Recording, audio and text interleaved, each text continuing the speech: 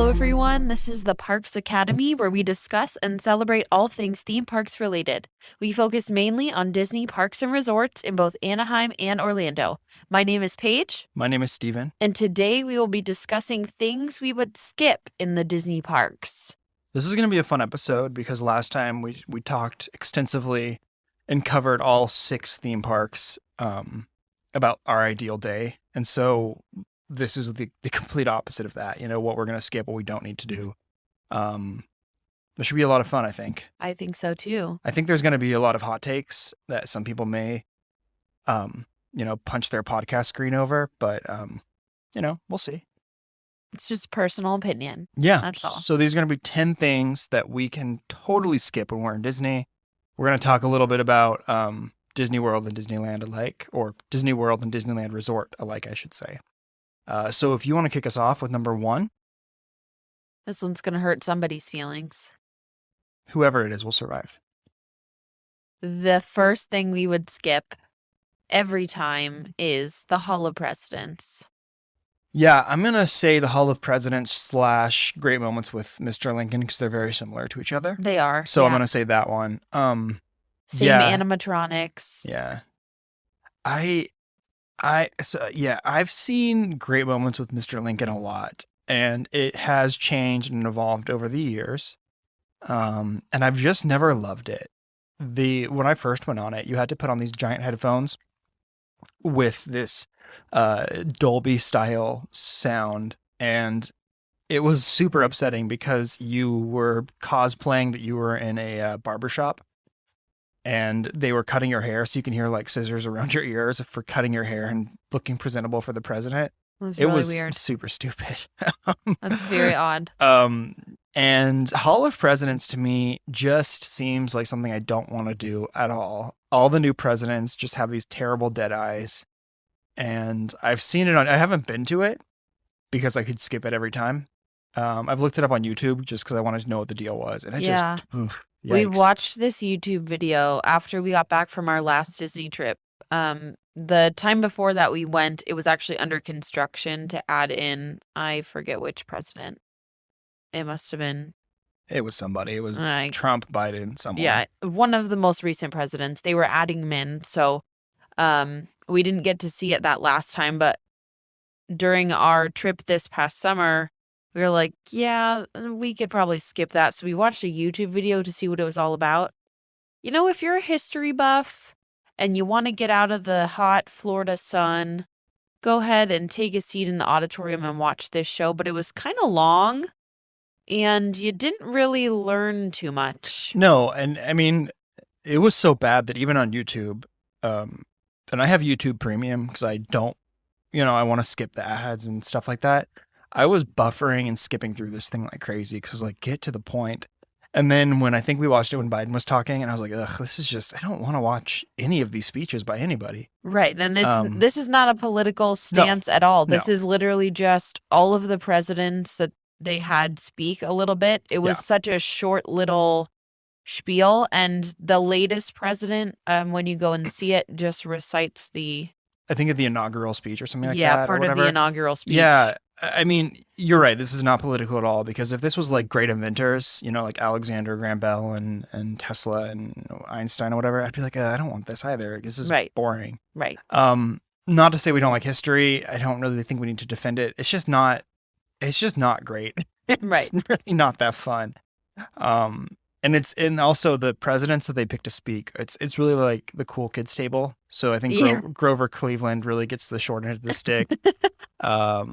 So yeah, it's rough out there. I would skip it every time. Yeah, I think for those of you who are not super into history or don't really have an interest in this, you can afford to skip this one. We definitely choose to skip this one. And the animatronics, when this was new, Great Moments with Mr. Lincoln was novel. I mean, people went crazy for it, but now it's 2022, and so these animatronics don't seem as special anymore, but they've tried to keep up with it the best they could. So Disney's trying. It fits in with the Liberty Square area in Magic Kingdom, but this is something we could definitely skip every time. Yeah, I mean, I think that one thing they should do to try to make it really, really fun is they should like throw in Bryan Cranston as Lyndon B. Johnson, from like one of the movies or whatever, and have like celebrities who have played presidents be in it. That would be far more Be interesting to me, entertaining. and I would love that. Or like Michael C. Hall as Kennedy from The Crown or whatever. Yeah, they I could would do a watch lot with that all that. day. Okay, so let's Right. talk about the second thing that we could skip every time, What do you got? and Number that is gonna two be the Tomorrowland Speedway, / Autopia. Autopia in Disneyland. Yeah, it's the same thing too. Um, I never liked this ride even as a kid. I like the driving rides. I think they're fun, but they were more exciting when I was little because I felt like even though I don't have my license, I can operate this vehicle and I'm kind of forced onto this track. But I don't know. It's kind of like it seems again sort of like a go-kart with less freedom.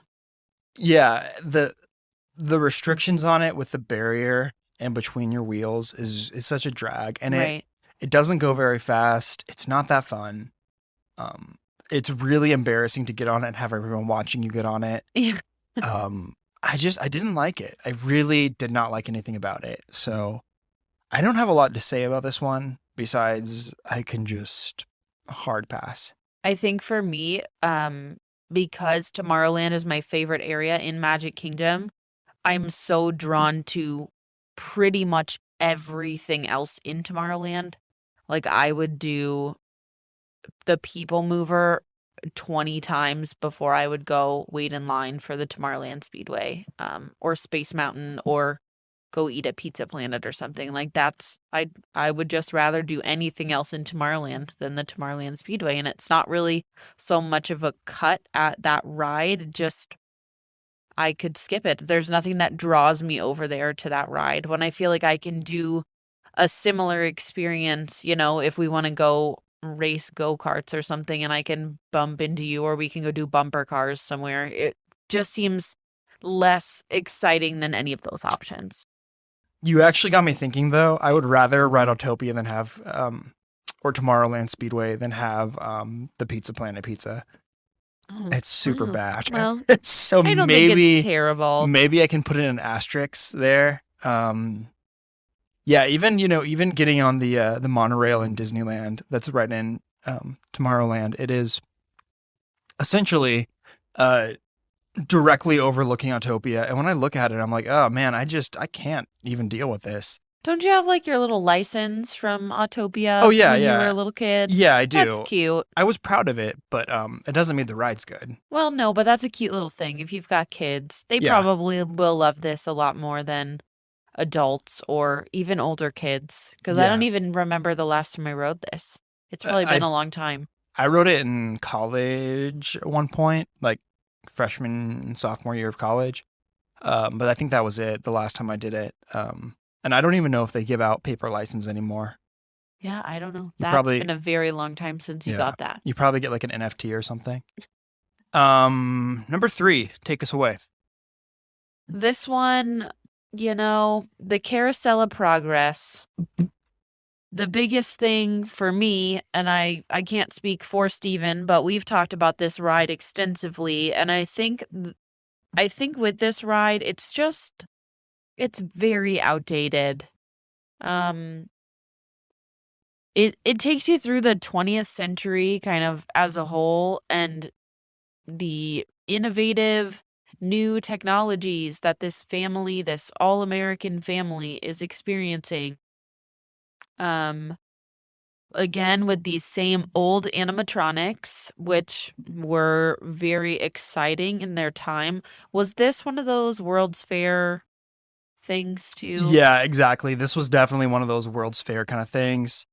Um, I mean, again, it's super innovative when it came out, extremely cool. And the only nod that I mean, it is cool for what it is. And the biggest nod I would give to it is how revolutionary it was for getting people on the ride and how many people you could fit on that thing based on the different showrooms and how they all just kind of go around it. Well, and that part is neat, the But actual mechanics of how you rotate in the building instead of the Yeah, but I mean, good mechanics does not a good ride make. So Well, exactly. That is why it is on our list here. yeah, and then the thing that's weird about Carousel of Progress too is how they've just utterly failed at making the progress work in the year of our Lord 2022. Um, the last time I saw it, it was at the end of it. You kind of had all of the family kind of gathered around, and what was supposed to be this um, really high tech, interesting living room area where they had like a robotic dog. And I think the son was playing with like some kind of a VR kit that looked frankly like Homer Simpson doing the motion capture of the dog in season 12, which I mean was forever ago, right? So even just the futuristic aspects of it just still don't feel that great. Well, because it's kind Um, of like they took the Jetsons as their inspiration instead of actual modern day yeah, and it's technology. it's it's darn near impossible for them. At Tomorrowland in general, but even just for that ride to be able to keep up with what's going on in the world. Well, because Um, technology is changing so much faster yeah, within the last, 15, 20 years than from the early 1900s up until the 80s. You know what I mean? yeah, and I don't want to like stir up any kind of trouble, but I was even surprised because in one of the early scenes of the show, the guy is sitting in his chair smoking his pipe, and his wife does something. He's like, "Oh, women, dumb." I'm She's like, "What?" she's like putting up the wallpaper and he's like telling her to go make him a sandwich or something. Yeah, Like he's kind like of a she's jerk. working and he's like, "Okay, I'm not doing anything but sitting in the recliner. Can you make me food and do all the housework?" Yeah, I mean, to call it progress is dubious at best. And I just saw that this was opened originally in 1964, 65 at the New York World's Fair. I So, was gonna guess New York because I don't yeah, think I always want to say Chicago because the Chicago's World's Fair sounds right, but right. I was pretty sure it was New York. Yeah. Yep. So this was innovative in the 60s. And they've tried to keep up with it, but again, like we said, it's very hard to keep updating a ride that is supposed to be talking about changing technology and modern day when that changes so quickly. Disney would spend so much money just in trying to keep up with that. Whereas they have to do that with a lot of things. They try to keep up with Epcot. They try to keep up with, Spaceship Earth and all of the technology in there. So they have to kind of pick and choose. And because this was such an icon coming from the World's Fair in the 60s, it's sort of like, what do you change? Do you change it? Do you try to keep up with the times? So this one for us, we could skip it. We've seen it before. We don't really need to see it. Yeah, and don't get us wrong, like we don't hate this ride. In fact, we don't really hate any of the rides we're talking about. No. It's just a skip, and furthermore, one of our Patreon tiers is the Progress sponsor, and if you look at it, hint hint, you will see a picture of Mr. Progress himself and his lazy boy. So I mean, we think it's fun. I mean, he's clever and interesting, and the whole thing is just fun to look at. But yeah, skip it. Get me on that people mover, or gosh, at this point, I'd rather have my photo in front of the purple wall. So I think I get to jump into the next one here. Yep, number 4. Number 4. So the fourth one on our list that we can totally skip out on, and maybe this one's really divisive too, but I don't know if it's going to be as divisive as I think it would be, is Journey into Imagination, aka that ride with Figment. Um, Bless Figment. this ride straight up just was not great. I went to Epcot in my adult years, so I never really got to experience Epcot as a youth. And when I first saw Figment, I was like, "What the heck?" And I can see his appeal. I think he's fun, and I like his incorporation in certain festivals and some of the merchandise that you get with Figment. But I'm telling you what, this ride is so tough, and I do not ever have to go on it. I've been on it one time, and that was it for me. Well, the thing is, this ride is a little bit. Well, it's not the original version, No, right? So yeah. you have a lot of people that have the nostalgia of riding Journey into Imagination with Figment from the 80s, right? That's when Epcot opened. That's Correct. when this was new. People who were young in the 80s experiencing this ride. And Figment was so exciting. It was like, oh, it's a figment of your imagination. How clever. Let's, use this little purple dragon guy and make him another big character for Epcot. So I think what they had at the beginning was really exciting, and it got people invested in the story of Figment and Epcot.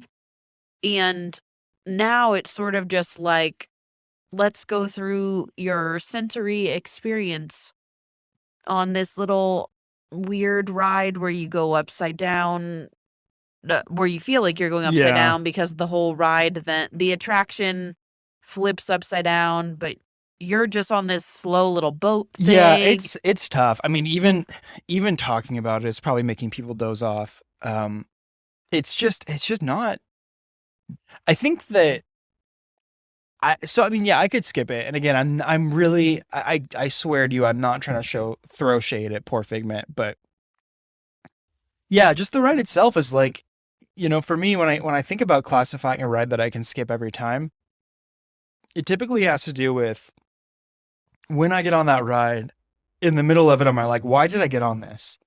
And that for me is a why did I get on this? Well, you actually said that last time we wrote it. Yeah, You I were got up. Why did we ride this? I unbuckled and was like, in show exit, I am out. I did not do that. Please do not try But to yeah, exit. I mean, it's tough out there. The one thing I'll say about Figment is I'm looking at him right now on Google Images as I'm talking about this. I don't know why they have not started selling his rad little yellow quarter zip, because I think that would sell really well, and it's nice. He's cute. It's a nice. No, I mean, he's great. It's a nice little quarter zip. I It think is that nice.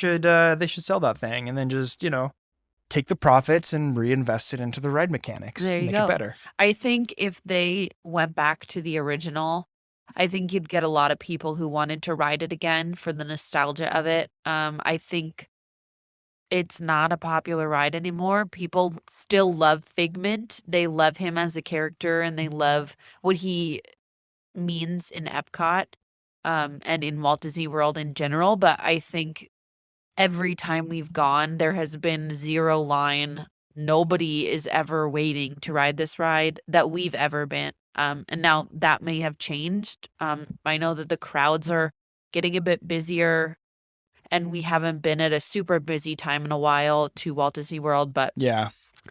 yeah, I think Disney would do well to go back to the original and just kind of spruce it up a little bit. Or Yeah. just take it back to the Bring- original version. Bring back the Dreamfinder and bring back Robert Redford looking like Jeremiah Johnson, and do it, because I think that'd be better. I think people would really like it. There you go.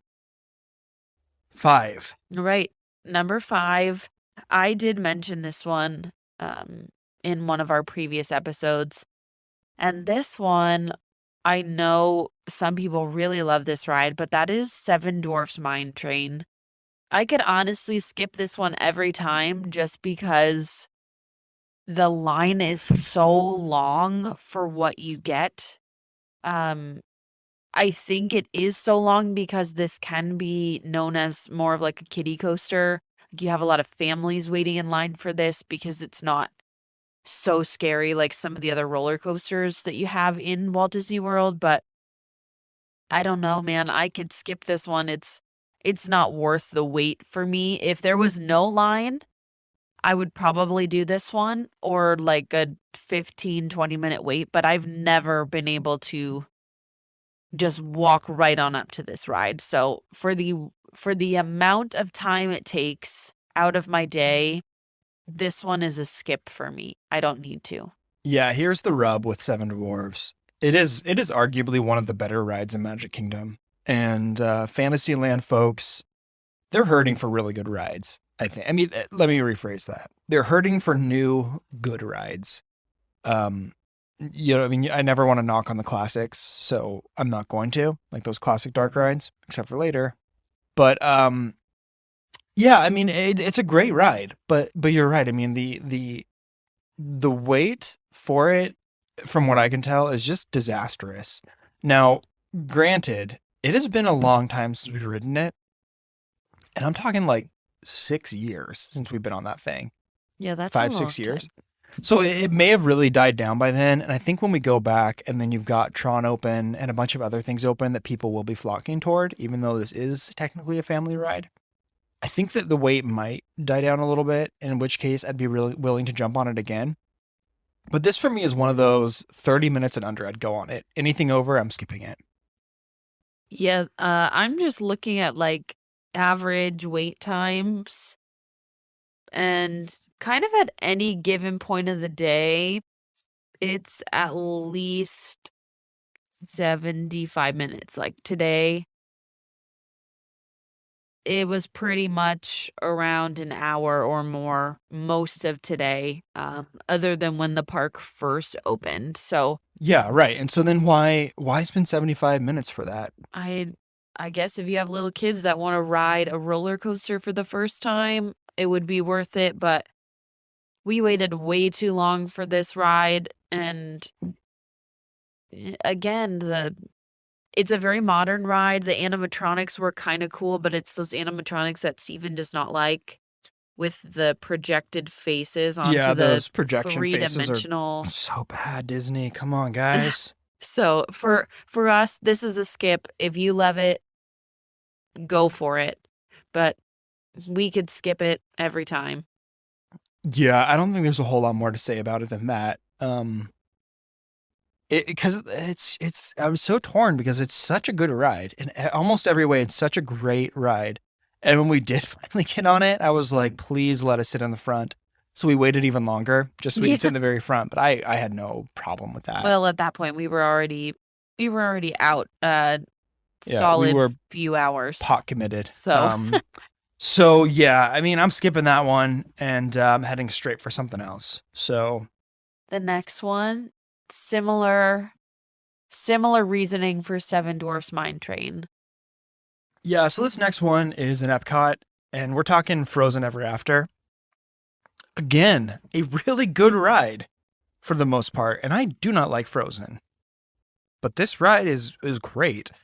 But am I gonna wait an hour for it and stand two. or two and stand in the hot Epcot sun, just bleeding my way out of the Norway Pavilion down to wherever? Like, I don't think so.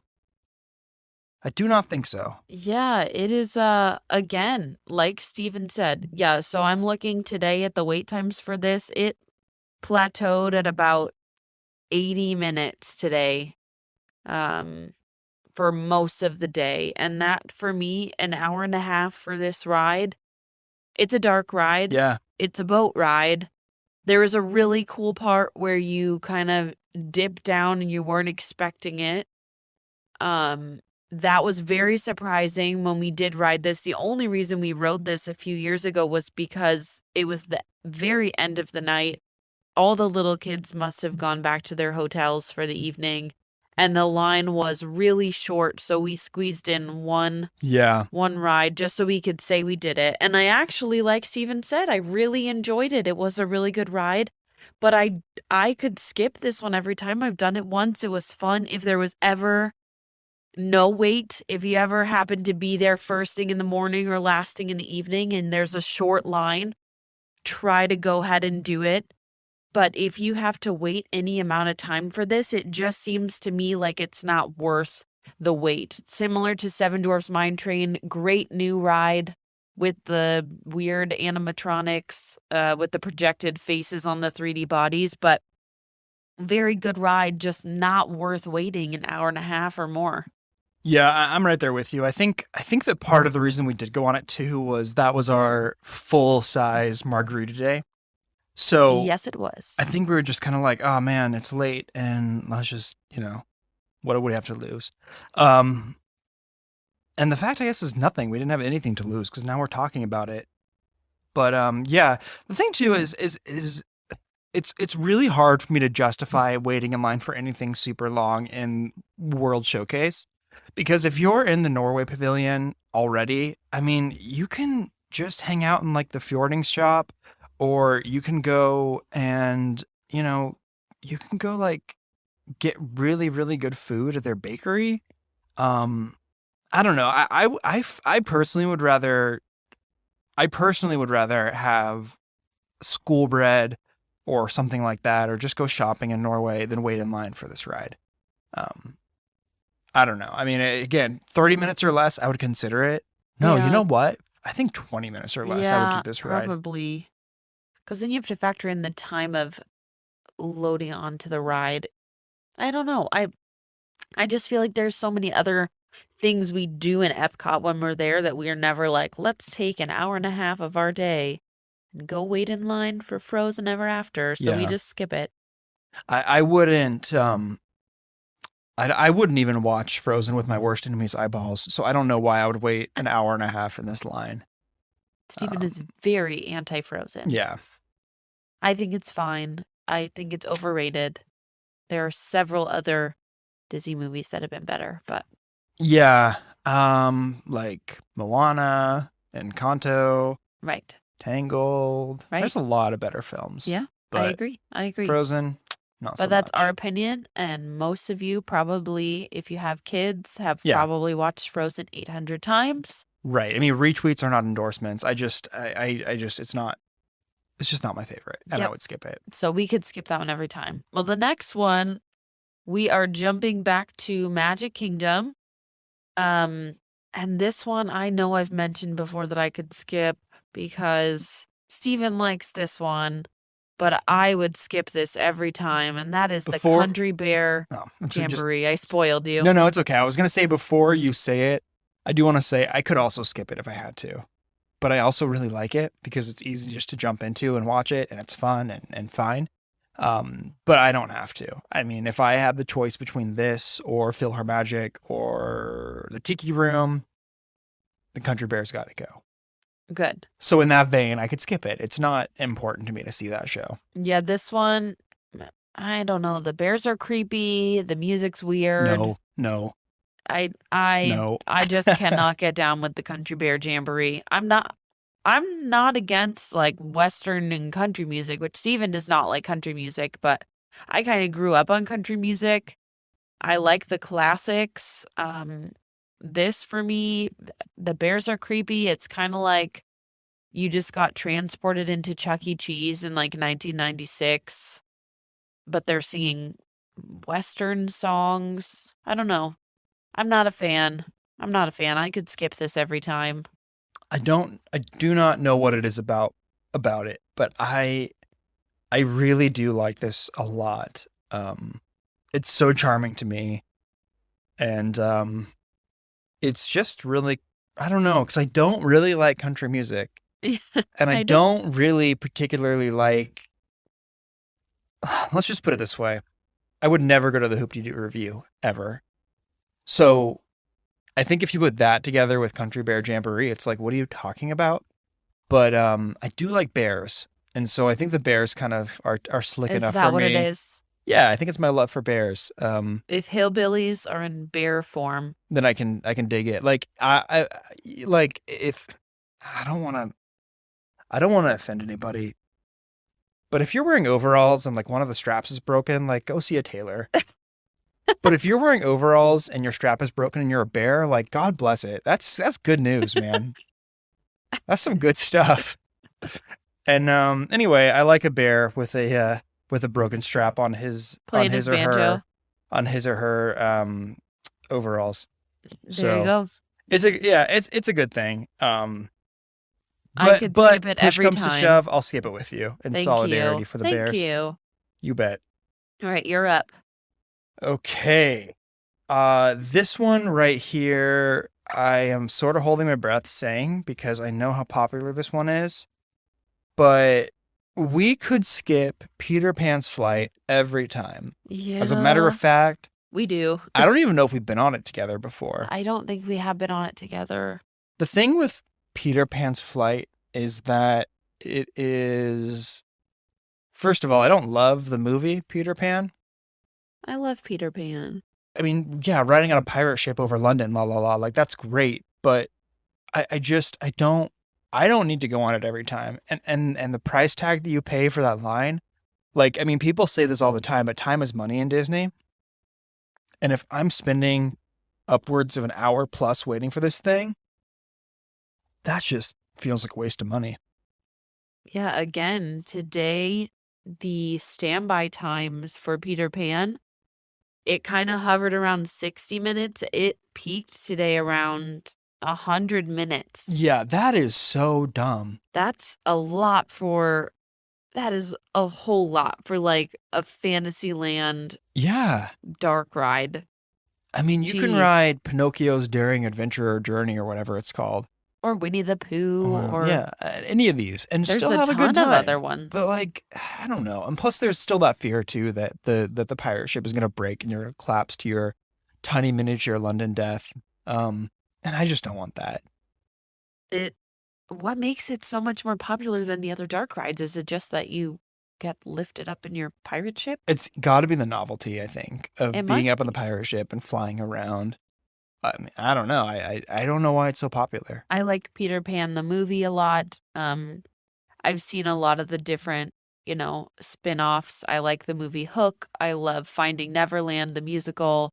Like, I really like a lot of these aspects of it, but the ride for me is just so overrated. I don't need to wait 100 minutes to do a dark ride in Fantasyland. Now, Yeah. when we take our daughter, we'll definitely be spending more time in Fantasyland, but I want to try to maximize my time when I'm there and get on as many of those family-friendly rides as possible. So spending 100 minutes waiting for something that I could do 4 other dark rides in that same time just seems a little bit like we'll hit that one when it's not super crowded. Yeah, I was gonna comment that, I don't, the last thing that I ever want to do with our daughter and our on our next trip is gonna be like, you don't have to go on this one because dad pre-tested it and it's no good. But yeah, I mean, if I did that to her, then she would never go on anything. So I have to be excited about everything, including 100-minute waits for Frozen and Peter Pan and Seven Dwarfs Mine Train. Like, it's all gonna happen, and I just need to be completely prepared for it. But similarly, I would never wait in line to meet a character, like, ever. And I have a suspicion I'm going to be doing a lot of that in the future. Yeah. Do you want to hit us with number 9? Number 9. This one, I picked this one. That is Finding Nemo's Submarine Voyage. I cannot get on this ride. I legitimately cannot get myself to ride this. I'm claustrophobic. Nothing about going into a tiny submerged vessel underwater sounds thrilling or exciting or fun, nor is it worth riding for me. Even though I love Finding Nemo, it does not sound like my idea of a good time. So I will skip this every single time I go to Disneyland. You've never ever been on it? Nope. Yeah, so in 2007, this ride reopened up. It used to just be some regular submarine ride, and they made it a Nemo version. It is iconic in the way that it looks. The submarines are beautiful. The experience is beautiful. But what you have to understand about this ride is that it's to me, this is probably the wildest boarding experience out there. If you don't know, or if you've never experienced this ride, you step up onto the top of the submarine, and there's a hatch that opens up, and you have to very gingerly walk down a semi-spiral staircase and make your way all the way to the end and have a seat in these extraordinarily narrow rows. There's two, one facing left, one facing right. And then you have a seat and you look out a porthole and you are on this thing for 14 whole minutes. No, thank you. So there's only one way that this ride is great, and that is if you're the last one on, because then you're right next to the staircase and you were the last one on and you can hop right off. But it's very, very unlikely that that's going to be the case. So the last time I rode this, I think I might have been 14 or 15 years old. And I'm not ashamed to tell you that I was always a fairly small kid. I'm still not a super tall dude. But when I was 14 and I was a lot smaller, I even felt like I was going to panic on this thing a little bit because of how tight and claustrophobic it was. And now I can't even imagine what it would be like getting on this and sitting there underwater looking out. No, thank you. And the thing is that it's actually really cool. The experience is really cool, I'm sure it is. but it's a little anxiety ridden to get on this thing. I just don't like being underwater in general, nor do I like being in confined spaces. So this just sounds like not my idea of a good time. It is actually close for refurbishment right now, so I'm not sure when this ride will even be back up, but this is in Disneyland in the Tomorrowland area. So if you haven't been on it and you don't like confined spaces or feeling trapped, you can skip this one with me. If you like Finding Nemo and you don't mind being in confined spaces, well, then to each their own, but this is a skip for us every time. Yeah, and I think that this is one of those rides that could definitely be reimagined because they could make it a little bit bigger, I think, and it would be fine. If it was just like a touch bigger and it would be a little bit easier to get into, then I think it would be a different story. But it is tight quarters in that sucker. So proceed with caution, especially if you're claustrophobic and you're just like not trying to not trying to be thrust into full panic mode. There you go. All right, last one. Do you want to do the honors? Yeah, I will do the honors. So the last thing that we can skip every time, if we are in a Disney park, and in this case specifically Hollywood Studios, that would be Slinky Dog Dash. Hot take. Hot take. Listen, the thing is that Slinky Dog Dash seems great, and there's a lot of it that is very fun. The line, for one, the ride itself, the fact that you are, driving and soaring through Andy's backyard on one of the best characters in all of Toy Story. But like I said, time is money when you're in Disney, and the amount of time that you have to allot to get on this ride is immense, to put it lightly. Yeah, It's a lot. This is sort of same situation as the Seven Dwarfs Mine Train, Frozen Ever After. You get some of these roller coasters that are more friendly for kids, and families will wait in line for as long as they need to let their kid ride this. So Slinky Dog Dash is no exception. This is another one that we've never really seen the line less than an hour, definitely, but it's usually 75, 80, 90 minutes. And so we've never waited in line that long for it. Now, if you see this one with a shorter wait time, take advantage of it because it is not very common for this one to have a shorter wait time. We've stood and watched this ride several times. Steven was drinking a Coke and dropped his Coke while he was watching it. He was just so How would you say that? he was so enthused by watching the ride and taking pictures of it that he just dropped his Coca-Cola. Yeah, and I littered in Disney, and I was like, well, there you have it. Mr. Disney Litterman. So that was a good memory, but he got some good photos out of it. So this is one someday, if our daughter wants to ride it, I guess I'll wait in line with all the other people who wait in line with their kids for it. But if you're just adults or you have older kids, there's plenty of other really worthwhile rides in Hollywood Studios to wait in line for, to take an hour and a half chunk out of your day.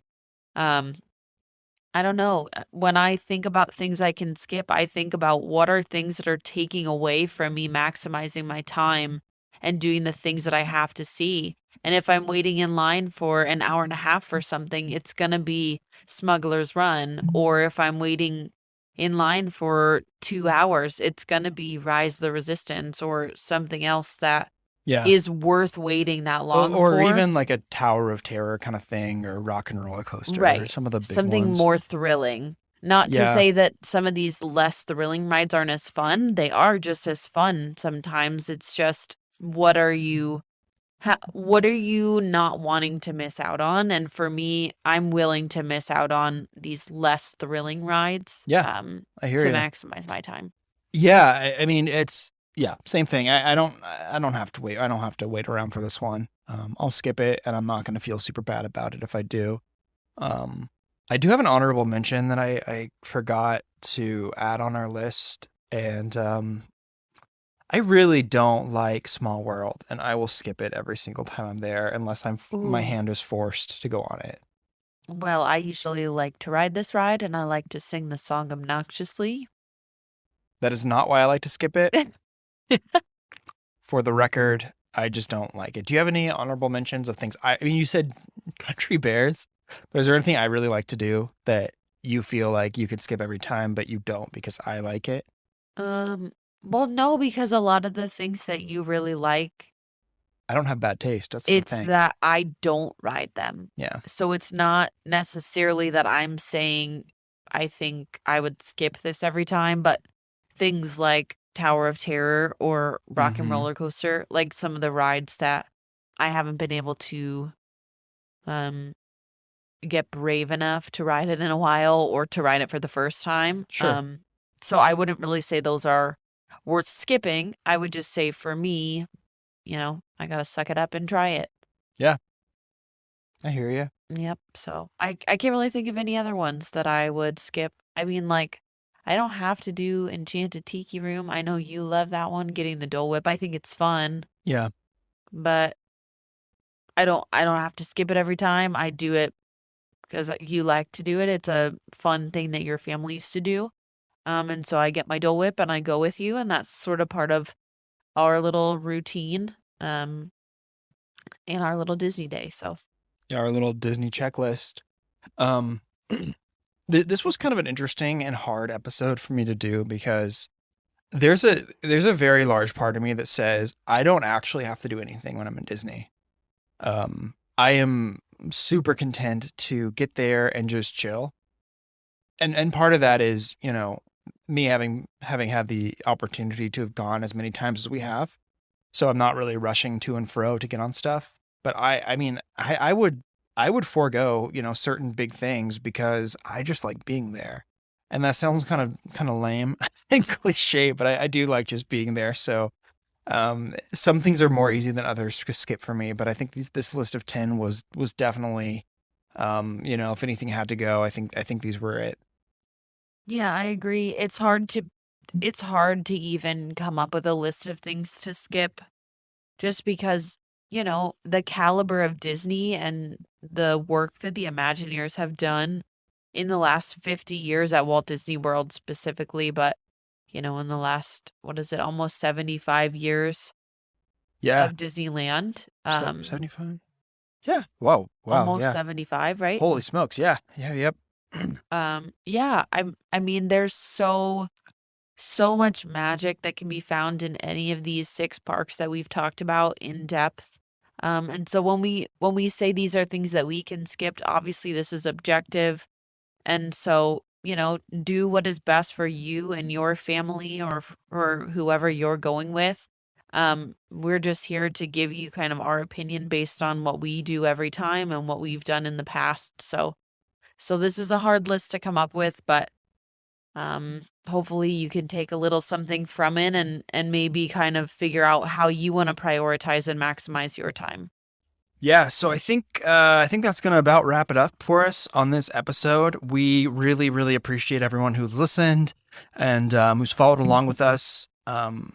Over the last couple of weeks, we've been able to sort of keep track of some of our podcast analytic data, and we've seen pretty steady downloads weekly, and that's been really exciting and honestly really encouraging because it's easy, I think, to start some stuff like this and be like, well, we're not really doing much and it's not really worth it. But this to me has felt really worth it. And we really appreciate everyone who listens and who's engaged with us and followed along and written about show topics, which we definitely have a lot of ideas for moving forward. So as always, you can find us on the Parks Academy at Instagram.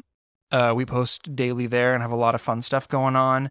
We also have a Patreon. The name of that is just the Parks Academy. So if you look up the Parks Academy, you will see us. We have a handful of different tiers, so feel free to jump in anywhere you want to. If you feel so obliged, we have some fun content coming out, bonus stuff. We release episodes early. We are, kind of engaging with the fans and people who are interested. So be sure to jump in on there, and we would love to have you. And the only other thing I have to say is if you are so inclined, we would love to have you, share some of this with your friends if they are also Disney fans, or if you know anyone who is planning a trip to Disney. Hopefully, any of the topics that we've discussed and any of the topics that we discuss in the future will help out. So, once again, thank you so much, everyone, for listening to our show, the Parks Academy. We dearly, dearly appreciate it. And we will catch you next time.